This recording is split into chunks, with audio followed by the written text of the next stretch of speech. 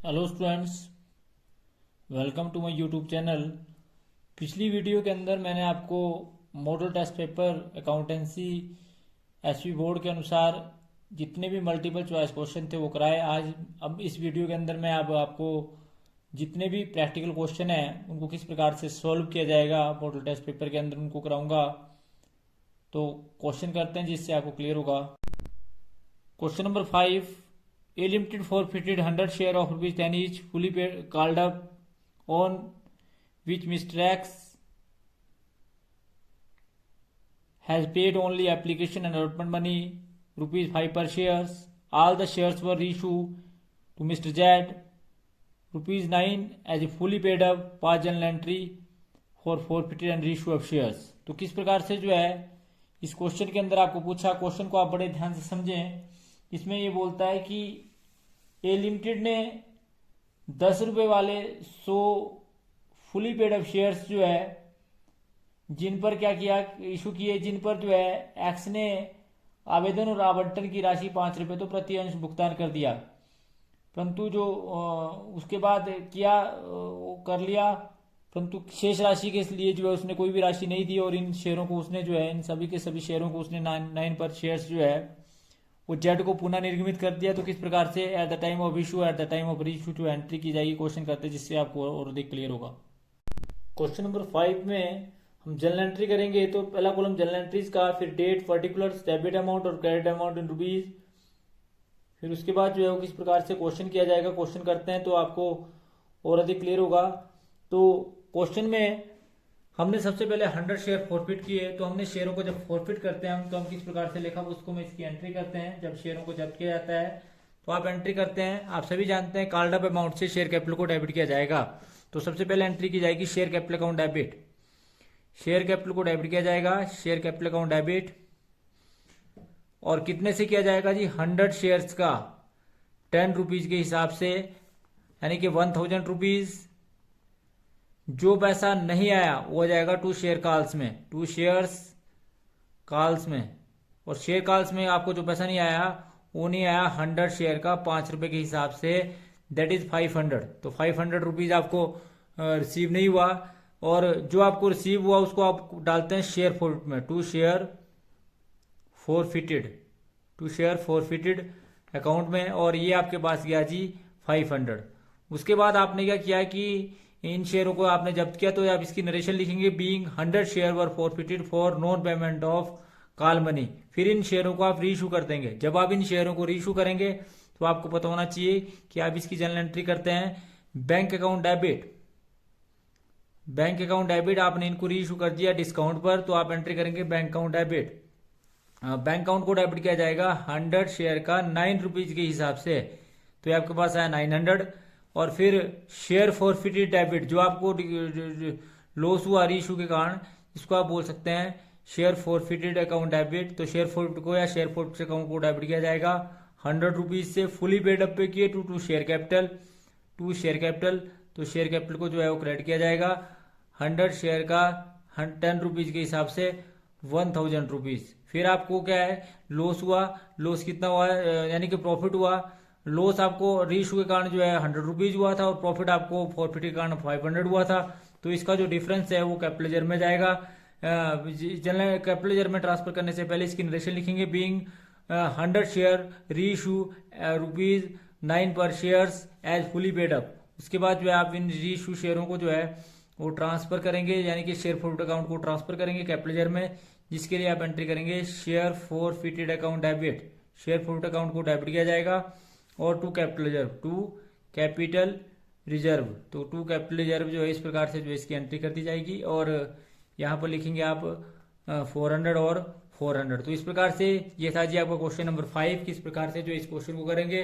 तो question number 5 के बाद हम इसका क्वेश्चन नंबर 6 करते हैं, जिससे आपको अधिक क्लियर होगा। क्वेश्चन नंबर 5 के बाद क्वेश्चन नंबर 6 करते हैं। इसमें क्वेश्चन नंबर 6 में दिया है कि x limited inviting application of 30,000 shares of ₹10 each. Money is payable as follows: 3 on application, 3 on allotment, 2 on first call and 2 on second and final call. All the shares were applied. All the sum due on allotment and calls have been received. You are required to prepare journal entry in the books of X. ये बोलता है कि x limited ने जो है वो 30,000 shares जो है वो इशू किए, जिसमें 3 रुपये आपको एप्लीकेशन के टाइम में आया, 3 रुपये आपको अलॉटमेंट के टाइम में आया, 2 रुपीज़ आपको फर्स्ट कॉल के टाइम में आया और 2 रुपीज़ आपको सेकंड एंड फाइनल कॉल के टाइम में आया। सभी शेयरों को आपने प्राप्त कर लिया और किस प्रकार से जो है सारी की सारी आवंटन और याचनाओं की राशि आपको प्राप्त होगी। तो एक्स लिमिटेड की खातों में किस प्रकार से जो है जनरल एंट्री करेंगे वो आप देखेंगे। क्वेश्चन करते हैं जिससे आपको और अधिक क्लियर होगा। क्वेश्चन नंबर 6 हम करते हैं। तो क्वेश्चन नंबर 6 में ऊपर लिखेंगे जनरल एंट्री, पहला कॉलम डेट का, पर्टिकुलर्स का, डेबिट अमाउंट और क्रेडिट अमाउंट इन रुपीज। उसके बाद आप सभी जानते हैं आप जनरल एंट्री करते हैं। आपने क्या है 30,000 शेयर इशू किए और eight the rate of ₹10 each, जिसमें आपको एप्लीकेशन के टाइम में 3 रुपीज पर शेयर मिला, तो जिसके लिए आप एंट्री करेंगे, क्योंकि आप सभी जानते हैं कि एप्लीकेशन के टाइम में सबसे पहले पैसा रिसीव होता है, जिसके लिए आप एंट्री करेंगे बैंक अकाउंट डेबिट, बैंक को डेबिट किया जाएगा। और 2 share application account, 2 share application account, और ये कितना आएगा जी बैंक अकाउंट 30,000 शेयर्स का, 30,000 शेयर्स का 3 रुपीज के हिसाब से। दैट मीन्स कि आपको 90,000 रुपीज जो है वो रिसीव होगा, 90,000 एंड 90,000। तो जिसके लिए आप नरेशन लिखेंगे being share application money receive on 30,000 share at the rate of ₹10 each. उसके बाद आप दूसरी जनरल एंट्री करेंगे। तो दूसरी जनरल एंट्री में आप शेयर एप्लीकेशन मनी को ट्रांसफर करेंगे शेयर कैपिटल में, जिसके लिए आप एंट्री करेंगे share application account debit, share application account को आप डेबिट करेंगे to share capital, 2 share capital, और ये आपकी एंट्री होगी 90,000 की और 90,000 की, क्योंकि आपको सारा का सारा पैसा रिसीव हो गया। उसके बाद आप नरेशन लिखेंगे being share application money transfer to share capital. उसके बाद आप शेयर अलॉटमेंट ड्यू करेंगे। जब आप शेयर अलॉटमेंट ड्यू करेंगे तो आप एंट्री करते हैं share allotment account debit, share allotment account debit, share allotment को आप डेबिट करेंगे। तो जब आप शेयर अलॉटमेंट को डेबिट करेंगे तो आप सभी जानते हैं कि आप शेयर अलॉटमेंट को डेबिट करेंगे कितने रुपए के हिसाब से जी 30,000 शेयर्स का 3 रुपीज के हिसाब से, क्योंकि अलॉटमेंट के टाइम में भी आपको 3 रुपीज मिला, तो 90,000 और 90,000, जिसके लिए आप एंट्री करेंगे share allotment account debit to share capital, to share capital, जिसके लिए आप नरेशन लिखेंगे being share allotment money due on 30,000 share at the rate of ₹3 each. उसके बाद आप शेयर फर्स्ट कॉल ड्यू करेंगे, जिसके लिए आप एंट्री करेंगे share first call account debit, नहीं सॉरी, आपको अलॉटमेंट का पैसा रिसीव होगा। जब आपको अलॉटमेंट का पैसा रिसीव होगा तो आप एंट्री करेंगे bank account debit, bank account debit to share allotment account, और ये आपको रिसीव होगा जी 90,000 का और 90,000 का, यानी कि बीइंग अलॉटमेंट मनी रिसीव, जिसके लिए आप नरेशन लिखेंगे बीइंग अलॉटमेंट मनी रिसीव। उसके बाद आप सभी जानते हैं आप share first call money due करेंगे। जब आप share first call money due करेंगे तो आप एंट्री करेंगे share first call account debit, share first call account debit to share capital, और share first call account debit to share capital कितना किया जाएगा जी 30,000 शेयर्स का 2 रुपीज के हिसाब से, दैट इज 60,000 और 60,000।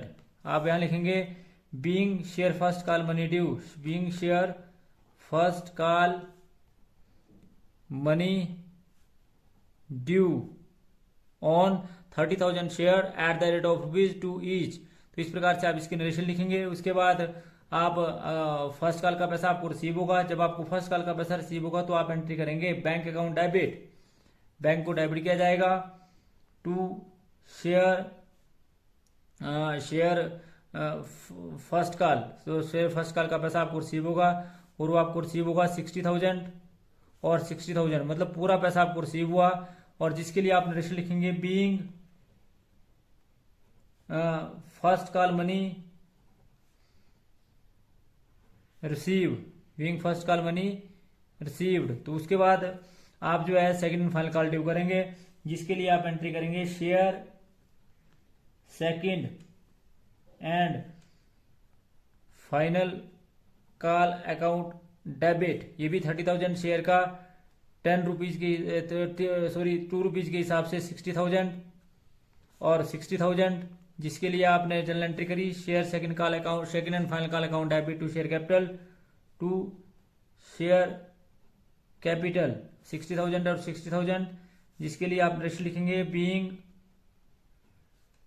Second and final call money due. तो इस प्रकार से आपने due on 30,000 share at the rate of ₹2 each. उसके बाद आपको सेकंड एंड फाइनल कॉल का पैसा रिसीव होगा। जब आप इसको पैसा रिसीव होगा तो आप एंट्री करेंगे bank account debit to share second and final call, share second and final call. इस प्रकार से जो इसकी एंट्री कर दी जाएगी और ये भी आपका 60,000 और 60,000, जिसके लिए आप रेशियो लिखेंगे being second and final call money received. तो इस प्रकार से ये क्वेश्चन नंबर आपने 6 देखा कि इस प्रकार से क्वेश्चन नंबर 6 को किया जाएगा। तो क्वेश्चन नंबर 6 के बाद हम जो है क्वेश्चन नंबर 8 की अगर बात करें तो आपसे पूछा है कि under what heading on which side of the balance sheet will you show the following items, जिसमें आपके पास ए बिल रिसीवेबल दिए हैं, बी पैटेंट्स दिया है, सी प्रीपेड एक्सपेंसेस दिया है और डी जो है वो सन्ड्री क्रेडिटर्स दिए हैं। तो किस हेड के अंदर जो इन सारी आइटमों को दिखाया जाएगा, क्वेश्चन करते हैं जिससे आपको और अधिक क्लियर होगा। तो सबसे पहले आइटम हमारे पास दी हुई है। आप जब इस क्वेश्चन को करेंगे तो आइटम और हेडिंग आपसे पूछा है, तो आइटम्स हमारे पास दी है, जिसमें सबसे पहले आइटम हमारे पास दी है बिल रिसीवल। हमारे पास सबसे पहले आइटम दी है बिल रिसीवल। तो सबसे पहले आप लिखेंगे यहाँ पर बिल रिसीवल, बिल रिसीवल। तो बिल रिसीवल हमारे पास दिए हैं। इसमें इस बात का ध्यान रखें कि बिल रिसीवल जो हमारे आते हैं वो आते हैं करंट असेट के अंदर। किसके अंदर आते हैं जी? Current asset. बिल रिसीवल हमारे आते हैं करंट असेट के अंदर। सेकंड आइटम दिया आपके पास पेटेंट्स। सेकंड आइटम जो आपके पास दिए है वो दिए जी पेटेंट्स। पेटेंट्स जो हमारे आते हैं वो आते हैं non current asset. Non current asset के अंदर आते हैं पेटेंट्स। उसके बाद सी की आइटम है हमारे पास, वो है prepaid expenses. Prepaid expenses, prepaid expenses जो हमारे आते हैं वो आते हैं करंट असेट हेड के अंदर, करंट असेट के अंदर। तो आप लिखेंगे यहाँ पर करंट असेट। उसके बाद हमारे यहाँ सन्ड्री क्रेडिटर्स। तो सन्ड्री क्रेडिटर्स जो है हमारे किस हेड के अंदर आते हैं वो आप देखेंगे। तो सन्ड्री क्रेडिटर्स हमारे पास आएंगे जी इसमें करंट लाइबिलिटी के अंदर, करंट लाइबिलिटीज के अंदर। तो इस प्रकार से ये आइटमें थी आपके पास और कौन से हेडिंग के अंदर आएगी। ये क्वेश्चन नंबर 8 था आपका, जिससे आपको क्वेश्चन नंबर 8 भी क्लियर होगा। क्वेश्चन नंबर 9, क्वेश्चन नंबर 9 में ये पूछा कि आपका क्विक रेशियो 1.5 दिया आपके पास और आपके पास जो है 1.5 रेशियो 1 दिया है। करंट असेट हमारे पास दिया 1 लाख और करंट लाइबिलिटी हमारे पास दिया 40,000। तो ये बोलता है calculate the value of stock. तो किस प्रकार से जो है वैल्यू ऑफ स्टॉक इसके अंदर निकाला जाएगा। तो क्वेश्चन नंबर 9 करते हैं जिससे आपको क्लियर होगा। तो जो हमारे पास सबसे पहले दिया हुआ हम सबसे पहले वो लिखेंगे। हम सबसे पहले क्विक रेशियो का फॉर्मूला लिखेंगे। क्विक रेशियो का फॉर्मूला होता है, आप सभी जानते हैं कि क्विक रेशियो जो है वो बराबर होता है क्विक असेट, या जिसको आप बोल सकते हैं liquid asset. Quick asset upon current liability. Quick asset को आप डिवाइड करेंगे करंट लाइबिलिटी से, डिवाइड करेंगे आप इसमें करंट लाइबिलिटीज से। तो क्विक असेट को जब आप करंट लाइबिलिटी से डिवाइड करते हैं तो हमारे पास जो चीज गिवन है, यहाँ ध्यान रखें हमारे पास जो है क्विक रेशियो दिया है और क्विक रेशियो दिया है हमारे पास 1.5/1 और हमारे पास जो है क्विक असेट दिए नहीं है। क्विक असेट हम इसमें निकाल देंगे। क्विक असेट जो है वो फाइंड आउट कर दिए जाएंगे और करंट लाइबिलिटी की वैल्यू हमारे पास दी हुई है। करंट लाइबिलिटी की वैल्यू हमारे पास दी हुई है ₹40,000। जब आप इसको इससे मल्टीप्लाई करेंगे तो हमारे पास आएगा क्विक असेट। तो क्विक असेट हमारे पास जो आएगी वैल्यू वो हम लिखेंगे। तो क्विक असेट की वैल्यू जो हमारे पास आई, क्विक असेट जो हमारे पास आए वो हमारे पास आए जी quick asset is equal to 1.5 multiply by ₹40,000 and that is rupees, इस बात का ध्यान रखें, दैट इज ₹60,000। तो क्विक असेट भी हमारे पास आ गए। तो हमारे को पूछा है stock is equal to, stock हमारे पास है। स्टॉक जो होता है वो होता है difference between current asset and quick asset. तो स्टॉक हमारा जो आएगा उसका फॉर्मूला लिखेंगे current assets minus quick asset. Quick assets जो हमारे पास दिए हुए उनका डिफरेंस। तो करंट असेट हमारे पास इसमें दिए हुए हैं 1 लाख और क्विक असेट भी हमारे पास दिए हैं ₹60,000 जो हमने फाइंड आउट किए हैं। तो इसका मतलब है हमारे पास वैल्यू ऑफ स्टॉक जो आएगी अर्थात stock is equal to rupees 40,000। तो इस प्रकार से ये था जी आपका क्वेश्चन नंबर 9। अब हम इसका क्वेश्चन नंबर जो अगला क्वेश्चन है क्वेश्चन नंबर 12 वो करते हैं, जिससे आपको और अधिक क्लियर होगा। क्वेश्चन नंबर 12 करते हैं। तो क्वेश्चन नंबर आपका 12 मॉडल टेस्ट पेपर का क्वेश्चन नंबर अंतिम क्वेश्चन नंबर 12 किस प्रकार से जो क्वेश्चन नंबर 12 को किया जाएगा। तो क्वेश्चन नंबर 12 पढ़ते हैं। From the following figures calculate cash flow from operating activities. तो हमारे पास जो है एज ऑन 31 मार्च जो है 2014 एंड 2015 जो है कुछ आइटमें दिए हैं, पर्टिकुलर्स दिए हैं और अमाउंट इन रुपीज और 14 और 15 का दिया है। तो balance of statement of profit and loss account 5,000 and 4,000। Balance of bill रिसीवल 7,000 and 6,000, general reserve 10,000 and 12,000, outstanding rent 2,000 and 1,500, prepaid salary 500 and 600, goodwill जो है 8,000 and 6,000, development rebate reserve 15,000 and 20,000 and balance of debtors 8,000 and 7,500। तो कैसे इस question को करते हैं, हम सब भी क्वेश्चन करेंगे। सबसे पहले हम ऊपर लिखेंगे cash flow from operating activities with the help of indirect method. और किस प्रकार से जो इसको इनडायरेक्ट मेथड से किया जाएगा। तो हमारे पास सबसे पहले पर्टिकुलर्स हैं, फिर अमाउंट इन रुपीज और फिर अमाउंट इन रुपीज। तो हम सबसे पहले निकालेंगे, हमारे पास इस क्वेश्चन के अंदर दिया है net loss during the year. तो हमारे पास सबसे पहले जो इस क्वेश्चन में आया नेट लॉस, तो यहाँ लिखेंगे आप नेट लॉस। तो नेट लॉस हमारे पास ड्यूरिंग द ईयर कितना आया, हम सबसे पहले वो लिखेंगे net loss during the year. During the year हमारे पास नेट लॉस आया और वो कितना आया जी 5,000 में से, ध्यान रखें इस बात का, रुपीज 5,000 में से 4,000 कटाएंगे जब आप, तो आपके पास जो है माइनस का 1,000 आएगा। यानी कि आपने 4,000 में से 5,000 कटाया। अगर आपने करंट ईयर के फिगर से प्रीवियस ईयर का फिगर कटाया तो आपके पास माइनस का 1,000 आया। फिर हम करेंगे इसमें एडजस्टमेंट फोर में कुछ एक आइटम इसमें आप ऐड करेंगे। तो एडजस्टमेंट फोर में हमारे पास सबसे पहले आइटम दी हुई है। एडजस्टमेंट फोर में हमारे पास सबसे पहले आइटम दी है जी ट्रांसफर टू जनरल रिजर्व। तो ट्रांसफर टू जनरल रिजर्व में हम कितना ट्रांसफर करेंगे, ट्रांसफर टू जनरल रिजर्व। और ट्रांसफर टू जनरल रिजर्व में हम सबसे पहले जो है ट्रांसफर करेंगे 12,000 रुपीज 12,000 माइनस 10,000 रुपीज 12,000 में से जब माइनस 10,000 कटाएंगे तो ये आपके पास आएगा 2,000, ये आपका प्लस का आएगा। इसी प्रकार से ट्रांसफर करेंगे आप transfer to development rebate reserve. Development rebate reserve में भी आप ट्रांसफर करेंगे और डेवलपमेंट रिबेट रिजर्व में आप करेंगे 20,000 माइनस 15,000। 20,000 में से आप 50,000 माइनस करेंगे तो आपके पास आएगा 5,000। तो 5,000 ये आपके पास आ गया। फिर आप करेंगे goodwill written off, transfer to goodwill written off. Goodwill आपकी राइट ऑफ हुई, रिटर्न ऑफ जिसको आप बोल सकते हैं, गुडविल रिटर्न ऑफ हुई और वो कितनी हुई जी, ये 8,000 की 6,000 रही। तो इसका मतलब है कि ये 2,000 जो है राइट ऑफ हुई। तो आपने 2,000 राइट ऑफ करी, इन सबको जोड़ा और जोड़ने के बाद ये हमारे पास आया 9,000। 9,000 में से 1,000 घटाया तो आपके पास आया 8,000। तो जो 8,000 आपके पास आया ये आया जी ऑपरेटिंग प्रॉफिट। ये आपके पास आया operating profit before change in working capital. Operating profit before change in working capital आपके पास आया 8,000। अब आप सभी जानते हैं इसमें आप ऐड करेंगे decrease in current asset. Add करेंगे आप इसमें decrease in current asset, add किया जाएगा डिक्रीज इन करंट एसेट। और डिक्रीज इन करंट एसेट में हम सबसे पहले करेंगे डेटर्स। और डेटर्स जो हमारे डिक्रीज हुए वो है जी 500। ये 500 कैसे हुए इस बात का भी ध्यान रखें आप कि 500 आपके डेटर्स कैसे डिक्रीज हुए। तो आपके पास जो है वो शुरू में दिए थे 8,000 और लास्ट में रहे ये 7,500 के। 8,000 दिए थे और आपके पास लास्ट में रहे 7,500 के। तो 500 डिक्रीज हुए। डेटर के डिक्रीज होने के बाद बिल रिसीवल,